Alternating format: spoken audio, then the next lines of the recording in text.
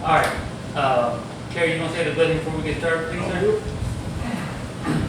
Heavenly Father, we just thank you for another day you've given us. Lord, we just thank you for the opportunity we have to come together tonight. Thank you for the honeybee that brought us together. Just bless each family that's here. Forgive us of many sins. In Jesus' name. Thank y'all for being here tonight. Start out there. I'm gonna show you the way I do my process, my wax capping. Now, you can go up on YouTube and you can search for how to render beeswax, and there's all kind of ways to do it. And I watched several videos and just took what I saw and then changed it to fit my way of doing everything. And when here's your wax capping right here. And I start with a fairly medium-sized pan, glass or metal. It doesn't really matter. And I put about 3/4 inch of water here in the bottom, and then I'll dump. Okay, I'm sorry. Go ahead. Do you try to strain those cappings or anything else before you do Okay. I strain as much as I can out of here, but by the time when it's all packaged up, you're still going to have some honey left in here, and that doesn't really matter. Okay. Thank you. You said 3/4 of an inch of water? Yeah. That's all you need. About 3/4 inch of water in the bottom of your pan. Now I'll dump it, and then I'll dump enough. I'll get medium. I think medium high is about what I use. I'll get the water boiling first, and I'll start dumping the wax cappings into the pan a little bit at a time, and I'll stir it. I'll stir them as I go until. Yeah. Kathy Coleman told me you can never use a gas stove. She said it's so flammable, you have to use electric. I've been doing this way on my gas stove for 4 years. Okay. Have not had it. First time it happened when I thought that, I'll guarantee I won't be doing it again. But that's all we have in our house is a gas oven. You get you that new kitchen you've been wanting much. I don't know. You say that, but then you go on YouTube, and they're using propane tanks. On big propane burners, kind of like a turkey burner fryer type thing. It's all in, so what's the difference? That was what surprised me. Yeah. But anyway, I'll add enough wax in here, a little bit at a time, stirring it up until it's all melted. And I'll get to within probably, half inch, 5 inch or so from the top. And by the time I get through, this process right here will take about 30 minutes to do. And, come on in. Come in. Morning. Morning. How y'all doing?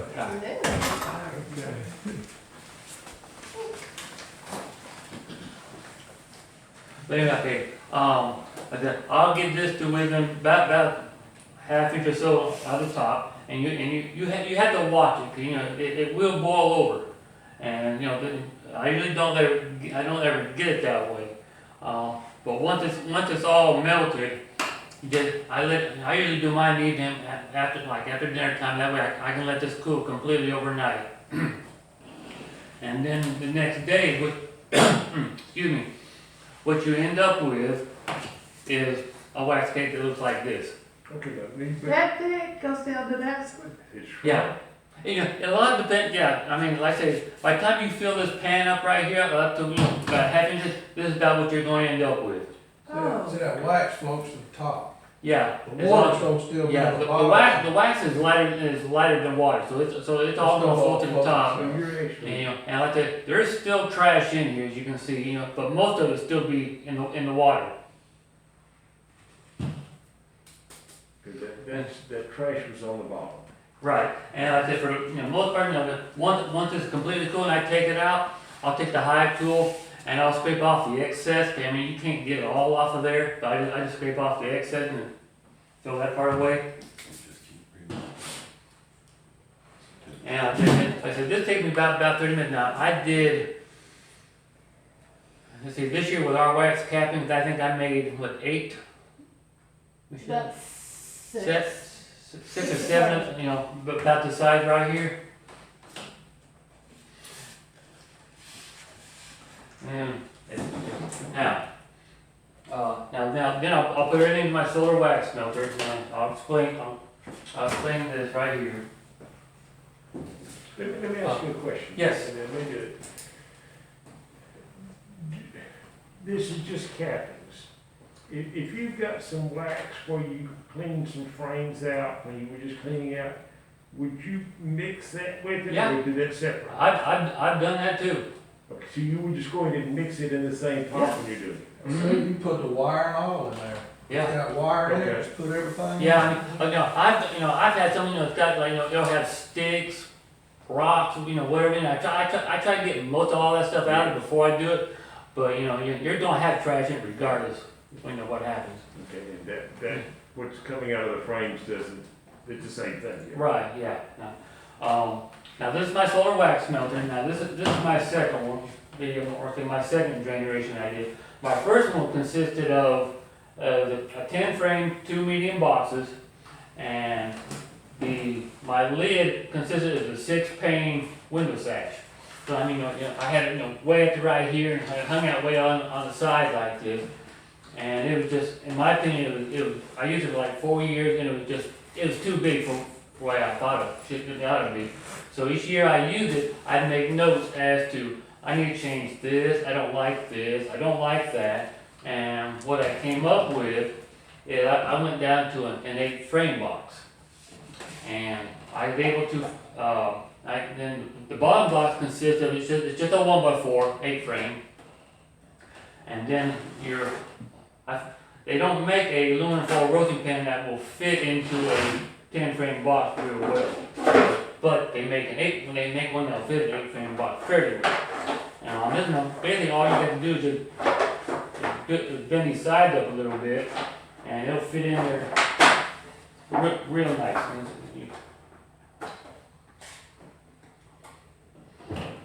Then you just use a 8 frame cleaning screw here. Now I paint edges on mine black, but it's just not necessary. I'm a little bit OCD, and I don't like seeing that gray strip all the way around here with 2 black boxes. You're not the only one, I got the same. I can't stand it. I mean, I use it 2 or 3 times, and I go out there and look at it. I can't stand it. It's bugging the crap out of me. I got to fix this. But anyway, 3 or half sheets of your paper towels fit right over this. I mean, just perfect from side to side and front to back. And then you can take 2 of your wax cakes and you can put 2 of them on here without any problem. Then another thing I added this year is on the top box, I added aluminum foil to have more of a reflective service on the inside of it.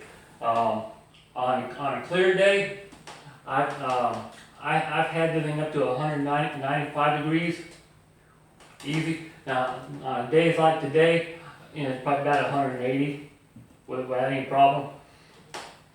Beeswax has a melting point, if I remember correctly, it's like 144 to 147 degrees. So this will go on top of here like this. And I'll stick this out there, about 10:30 in the morning, and by 3:30, 4 o'clock, this is all melted. Now, then my lid made this one. The frame of it is all 2x2 half lap joints. This is all Lexan. This is what we're doing some greenhouses at work. So and they're throwing a bunch of it away. So I snatched up some of it. But this could be plexiglass. This could be storm windows. Whatever. And mine are held in with blading points, which is whether you can hold the painted glass in on my window sash. And it fits like this.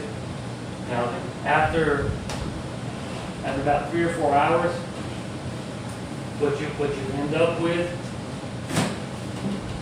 is your paper towel and your wax cappings,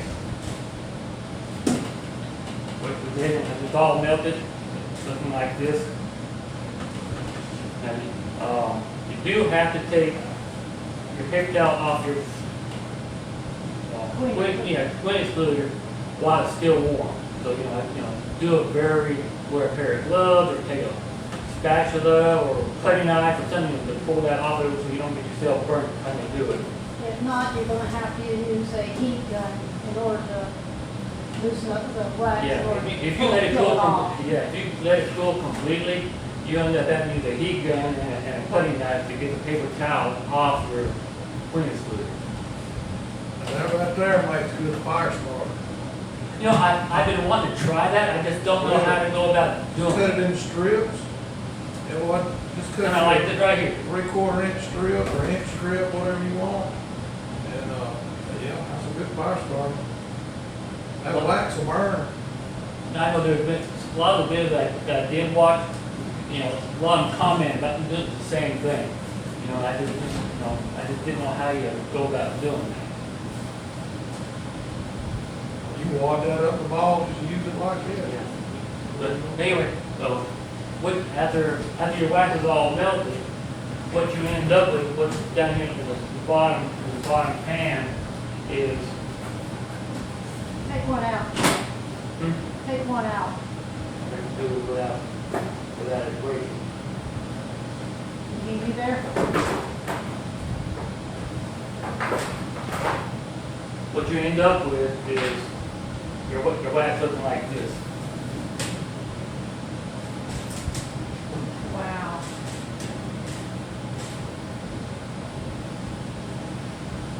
Now, I've seen folks, where, this will be their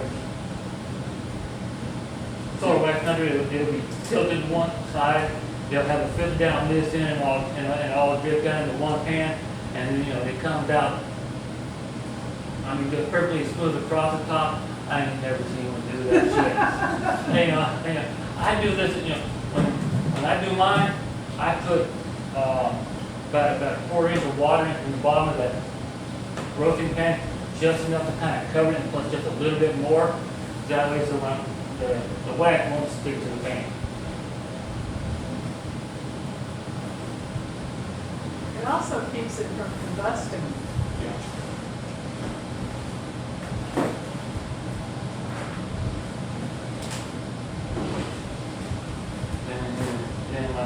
Then after that, I'll take the wax that I had right here, and I'll melt it down into a double boiler, and then I'll take these are all mini loaf pans,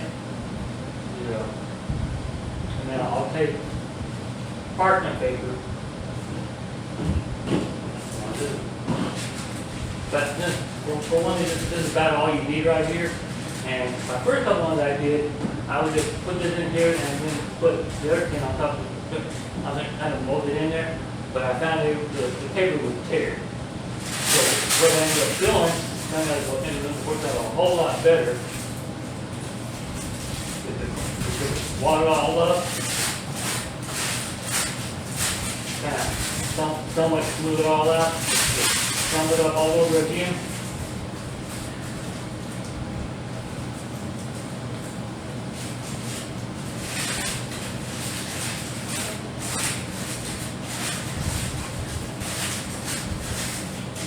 You kind of halfway center this over top of it.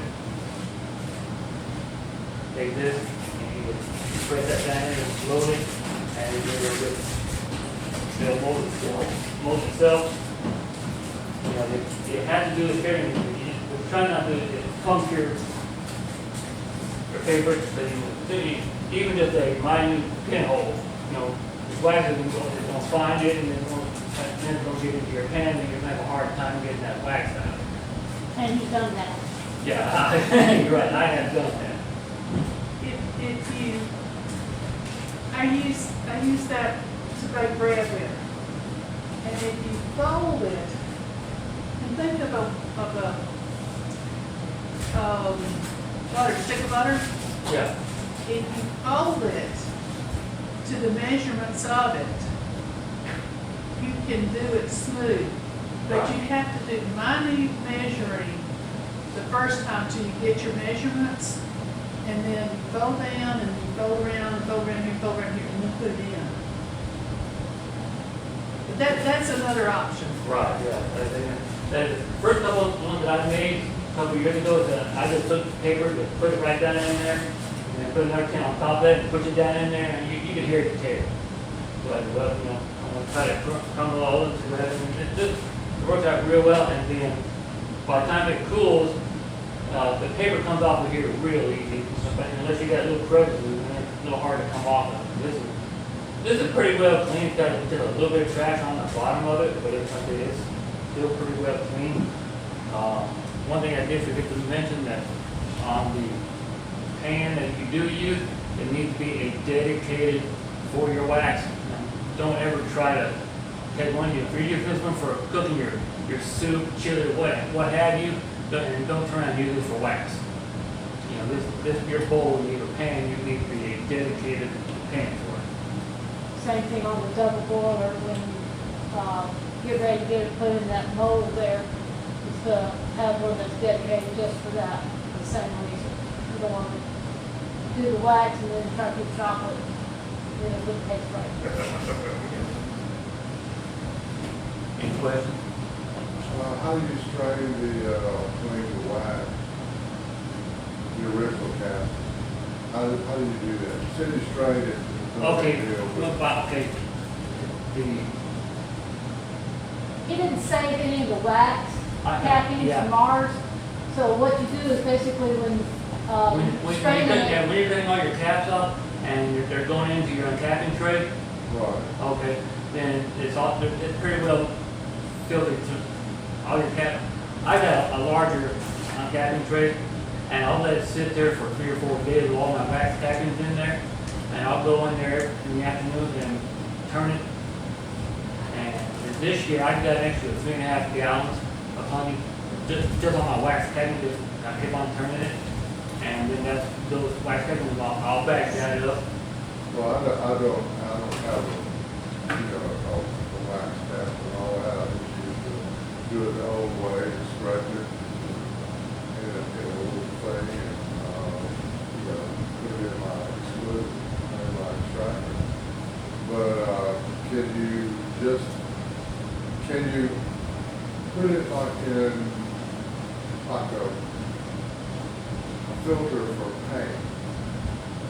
And then run water over it, and then let it dry?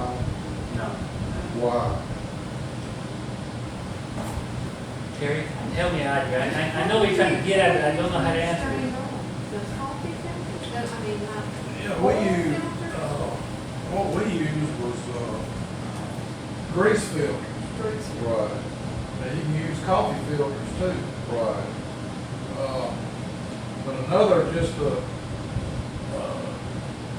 what Jerry was talking about when he first put them in his pot there Right. and boiled it.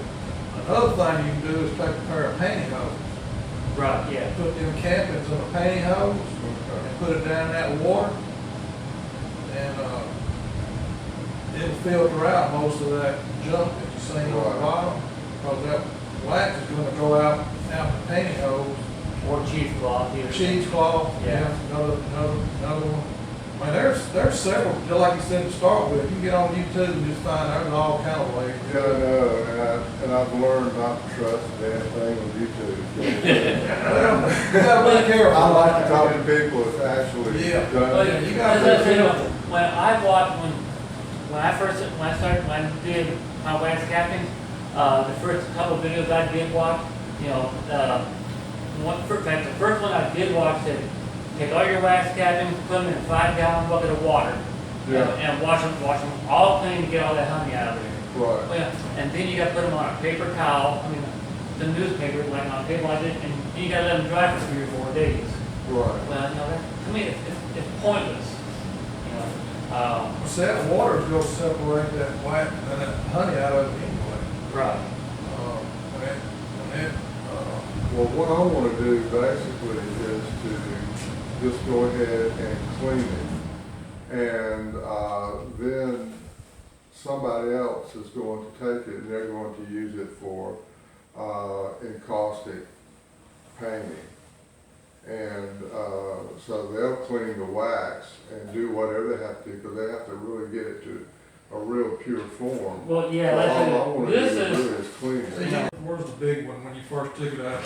okay, Right, No, when, No, no. when you took it out of the pot, the round one, oh, it's in It's in your smell. now you can take that and filter it again. Get that- Okay. I mean, you can keep filtering until it gets, I mean, showing up. Yeah, clear. you could turn around and put it back in, Yeah, back in break it here. up, just Yeah, take it. and remelt it until you get, and strain it, and until you get this, to So where. actually, the best thing to do is do it, once it gets to that point right there, break it up and then put that in pantyhose. Put right. it back in water. Right. And all that junk there you see on the bottom, it's gonna stay in the, or cheesecloth or whatever you wanna do, it's gonna stay in. And your waxes go, Yeah, like, there's umpteen million ways on how to render beeswax. And I said, I watched multiple videos and I just, took what I saw and just adjusted them to when I can take a little bit out of this one, I can take a little bit out of here and a little bit over here, and I can make it work for me. Not everything you read on or see on YouTube videos is gonna match what you want to do. Oh, you bet. Yeah. So you have to Yeah. figure out what's gonna work for you. Yeah, most of the ones I'm watching, they're not really your hobbyist beekeeper. They're not quite commercial grade, but they're that in between. So I mean, they're doing probably 20, 30 hives. And they got all this wax. And they're putting in 5-gallon burner or double boilers. And they're making wax get this big around, probably yay thick. But it's it's still the same purpose. I'm just doing this on a much smaller scale. Right, that's what I wanna do, on Yeah. a smaller scale too. I can, do I make a mess when I'm when I put this on our stove top? Yeah. And I try to eliminate as much of that as possible, but Michelle tells you that, I've gotta go back I do it on the right two burners, and when I get through, I gotta go back and take everything off the burners, and I got to scrub them all down so I can get all the wax that's dripped there off. Right, And when well, I'm gonna have to do it on a grill or something, I'm not gonna be able to do it on my wife's stove. Right. You can buy a single burner electric Yeah. cooktop. Right, Cook-eye, Mm-hmm. and cheaper than you can do it on a grill. and I'm just gonna put it outside so I can plug it in outside. But I mean, just a single Yeah, burner will right. get you, Yeah, that's what we used, was a single burner with a double boiler.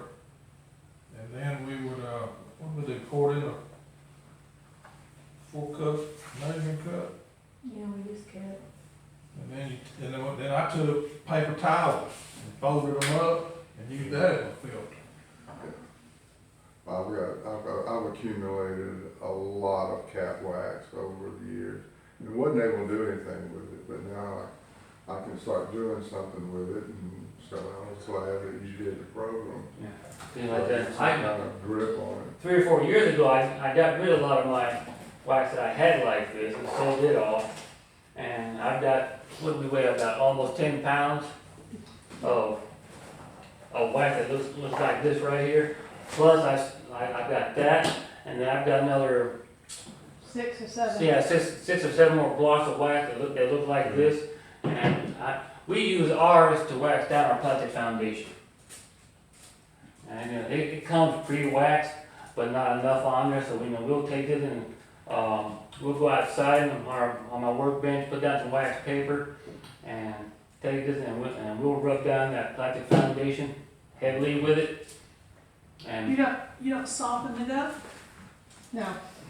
Okay. now, you You can, but by the time you start rubbing it, you're gonna get that friction on there, and then it's gonna come off there fairly quick. Didn't know that. Now, does does it stick to your plastic foundation? Yeah. Mm-hmm. We'll cover it, it'll be probably, we say maybe 50% covered.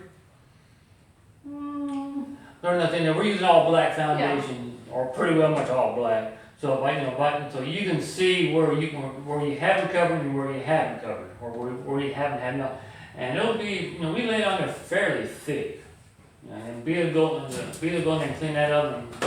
Now I tried taking the foundation and just spray down with sugar water. I'm not fond of that idea. My bees don't like it. I've taken other folks' wax and do the same thing what we're doing, and they take to it, but not as well as they do mine. So go ahead. I have read somewhere, heard somewhere, to liquefy it and paint it on. You can do that. Yeah, Roll it on there, you do it. yeah. Mm-hmm. Okay. Yeah.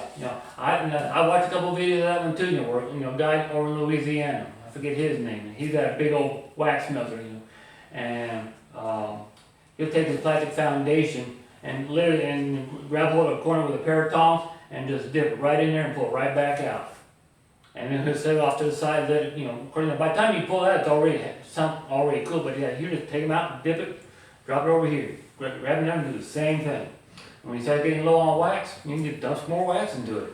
So he did his whole. Foundation. Yeah, It wasn't the standard, he did the whole foundation. Yeah, the whole sheet of plastic foundation, whether it's 8 frame or 10 frame, not the frame now, just the plastic foundation itself. Okay. But then he'll take a pair of tongs to it, just dip right there in that wax and pull it right back out and set it over here. And it'll be probably a 1/4 inch of wax on both sides of that thing, and bees take to it real quick. We have found out after we get the wax down like that, when we wax them down, that it still has a little bit of scent of honey in the wax. Yeah. And our bees know it's our Yeah. wax, and I'm adhere to it better. I'm a firm believer that my bees know their own honey and their own wax. Like I said, I've tried the sugar water thing on there. That didn't do a thing for it. So one year we did on same hive, we did a box with sugar water and another one with our wax on there.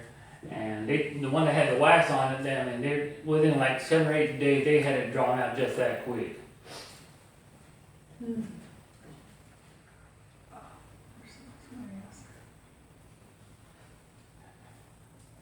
Lost your train of thought there? Oh, it's just went in one ear and out the other. Don't you hate it? Maybe, this is optional. I robbed 3 hives, Mm-hmm. and I was putting my honeysuckers back on after I had extracted the honey out of them. Right. And it was hot and everything else, and the 3rd hive I went into, they got real anxious. And I said, I don't, and I just broke them, and I said, I'm hot, I don't want any more. So I just left that the honeysuckle in a plastic foil there, and I said, let us leave here beside it, let them do that. Probably within a couple hours, bees are probably all over it too, I'm sure. Well, what it was, what happened to me, I left it overnight, it rained it. And they had already gotten in there. We've been there before. They had gotten in there, and they had left a lot of wax down. It was a plastic foil thing. It was really a plastic one that I got. Yeah. But and it stayed in there.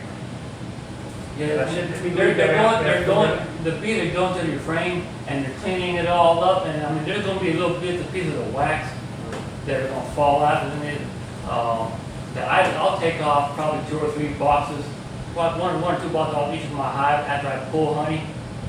Then start getting more down the size, and then my other friends I'll put out. I've got a tall horse with a couple of 2x2s, and I'll line up all my frames in between there, and I'll let them sit there for a couple of days and let the bees clean them all up. And undoubtedly, I say, bees go in there and clean them all up, and I'll have 50 pieces of wax there right on the ground. I put mine under the eaves of my garage away from my I just leave them there and the bees clean it and then I can go back and clean out that. And they always just like little gold sand underneath all the way the whole trip. Right. But they just wax, isn't it? Right. Yeah. I was afraid to have to. Go ahead. Yeah, there was. Any other questions? Well, I guess we'll cut this short then. That's the end of my presentation. That's all I have. And that's all. You can ask about jars.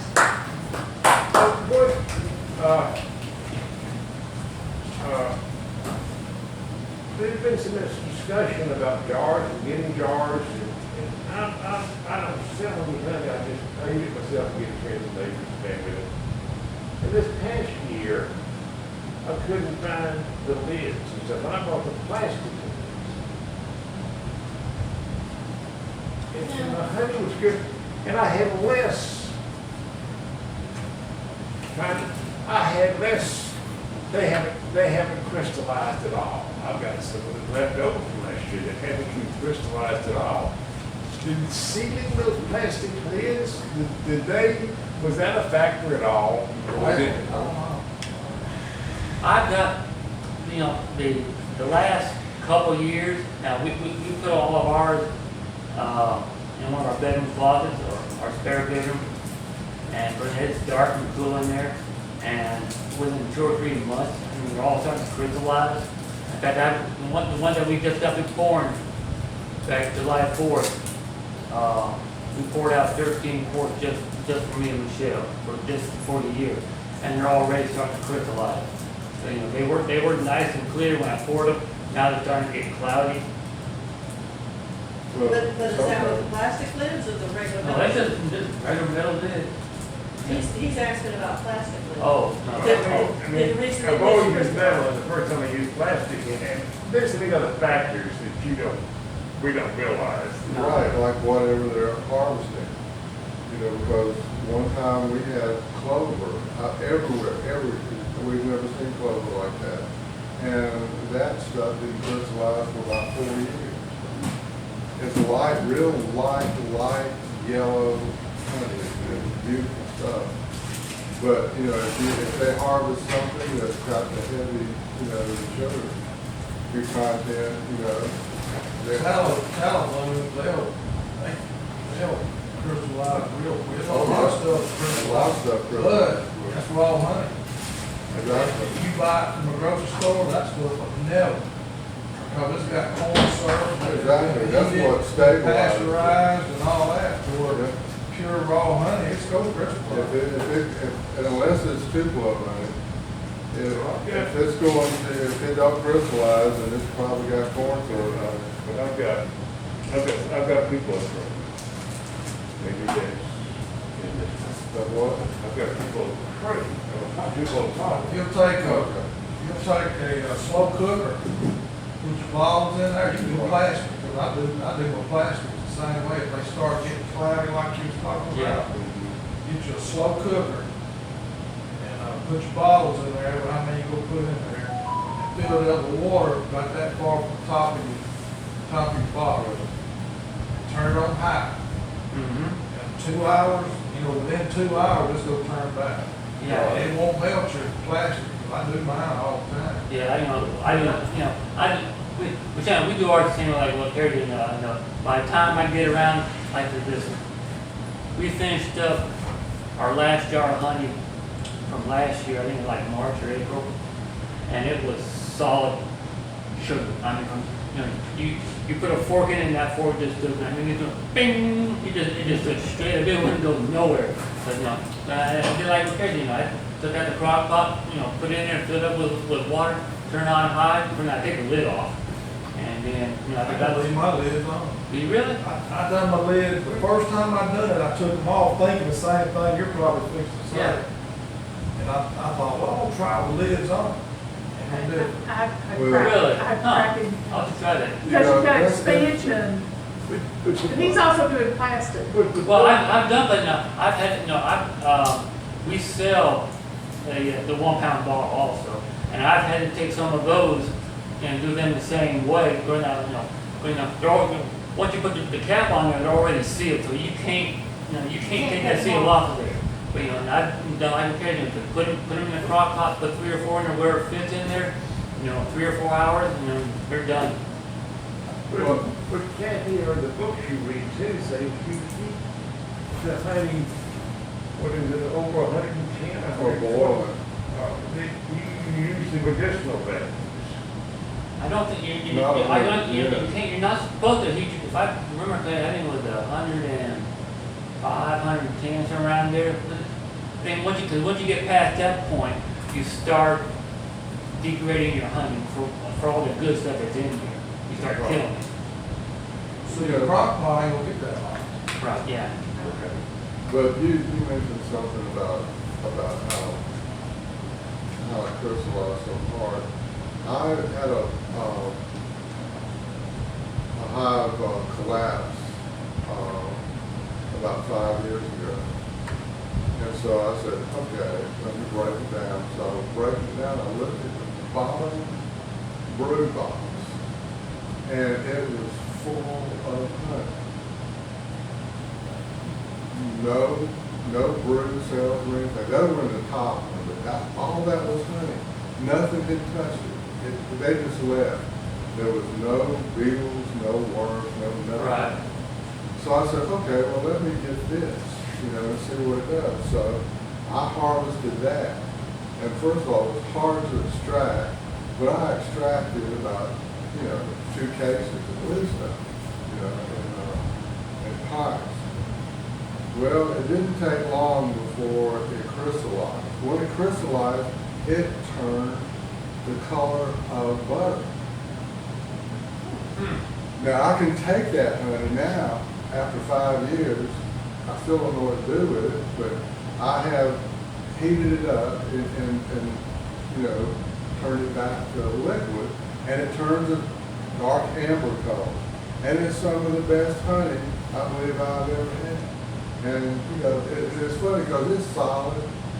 I mean, you have to really work a little bit to get a spoon started in there to get some out. My honey usually, not mine, our honey. I got it. Yeah. I always talk about it as mine, but it's ours. Ours has always been dark the last couple of years, 2 or 3 years, and it's almost point like molasses. It's almost that dark, but not quite there yet. This year, ours is a kind of darker amber color. And you can really, it's clear. Where in the past, my honey hasn't been this way. Well, I used to get that on purpose because I'd always let a couple of supers on a couple of hives go through the fall and get that good old, what is it? Goldenrod. Yeah. Robust hay, yeah. A lot of people like that goldenrod, even though it's got a little foot taste to it. Yeah, But they still goldenrod like to me is like, I don't ever harvest it. I've done it before, and Right. I like it, but I can't. Nobody else I try to sell to does it. But it's like dark molasses. It is, and the Yeah. bees love it. So, Yeah. so now if I have one that I've let go, I'll just take it off and lean it up like I usually do, and just let them harvest it for the winter. Yeah, I And know. they'll clean I that don't. thing Yeah, up as well. I don't harvest anything in the fall anymore. I left some partial supers on there this year because they weren't 100% done with it. I mean, they probably 50 or 60% done. And I left all that on there, and I come fall, I'll probably have an excess of honey on there, I'm sure. Sure. But but I can take some of those frames and go put them on other hives that are lacking on Right. having frames. So I used to harvest it, but since I have a hard time trying to get rid of dark honey, I don't even worry about it anymore. Well, I wondered how something so dark, because it was dark, this brood honey it was so dark when I harvested it, but it turned so light yellow. And it was yellow all the way through. Right. Yeah, I was amazed at the difference in color of that honey. But One time I made gingerbread with dark honey. Like real, not gingerbread cookies, but gingerbread for Christmas, and it's delicious. Yeah, a lot of you, older ladies, they like to cook cookies and cakes for Christmas and Thanksgiving, that, Baked beans. Yeah. yeah. Out where Michelle and I worked, another one of our supervisors, he's a beekeeper also, and he ran out of honey last year. Maybe September, October, September, I think. around there.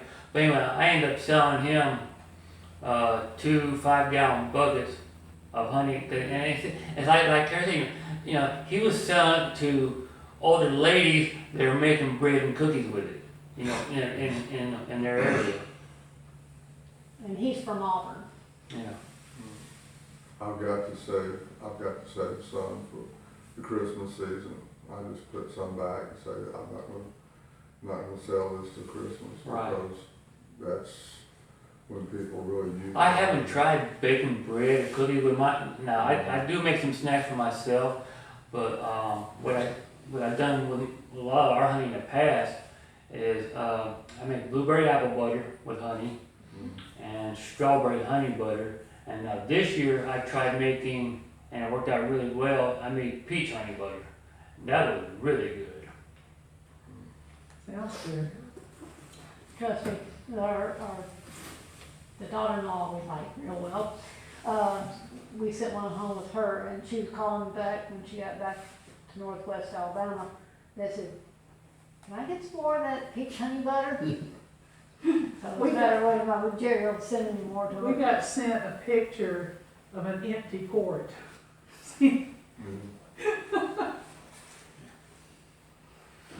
Well, if there's no further questions, I appreciate y'all coming. Thank you. Thank you.